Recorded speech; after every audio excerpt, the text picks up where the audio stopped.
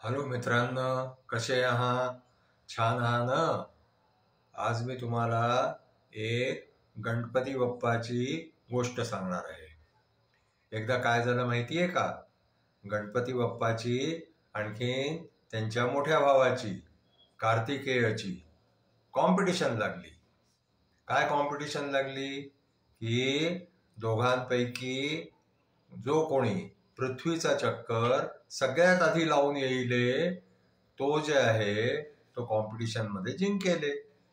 आता काय झालं माहितीये का?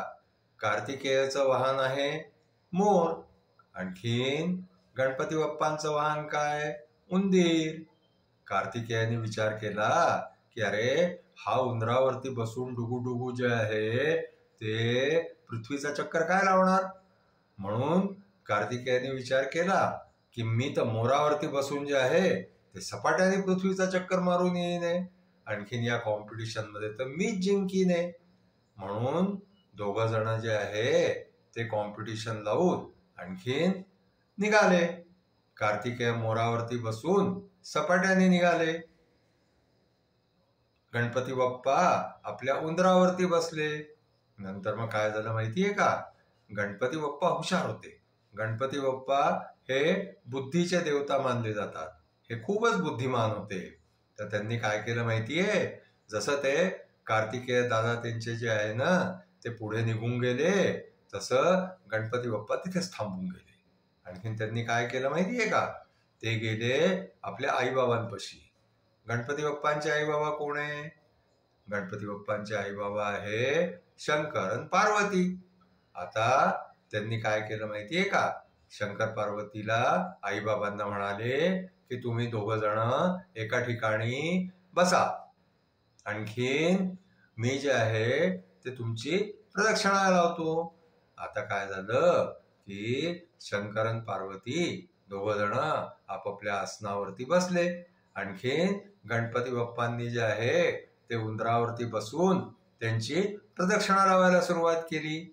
आणखीन त्यांनी जे आहे ते त्यांना गोल फिरून जे आहे आईबाबांची प्रदक्षिणा केली. आणखीन ते प्रदक्षिणा करून आणखीन कार्तिकेयची वाट पाहत उभे राहिले. आता कार्तिकेय पूर्ण पृथ्वीचा चक्कर लावून येता करता त्यांना बराच वेळ लागला. मग जसे कार्तिकेय आले तर त्यांनी पाहिलं तर अरे बापरे, गणपती बाप्पा तर पहिल्यांदाच येऊन उभे आहे इथे. मग त्यांनी जे आहे ते कार्तिकेयाने म्हटलं की अरे, तू तर गेलाच नाही का प्रदक्षिणा लावायला? तर गणपती बाप्पा म्हणाले, नाही, माझी तर झाली प्रदक्षिणा, मी तर पृथ्वीची प्रदक्षिणा लावून उभो आहे इथे. तर मग कार्तिकेयाने विचारलं की तू काय केलं? तर कार्तिकेयाला गणपती बाप्पा म्हणाले की मी जे आहे ते आईबाबांना एका ठिकाणी बसवलं आणि आईबाबांची प्रदक्षिणा केली.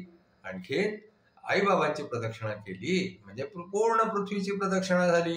म्हणून जे आहे ते तुझ्या आधी माझी पृथ्वीची प्रदक्षिणा झाली.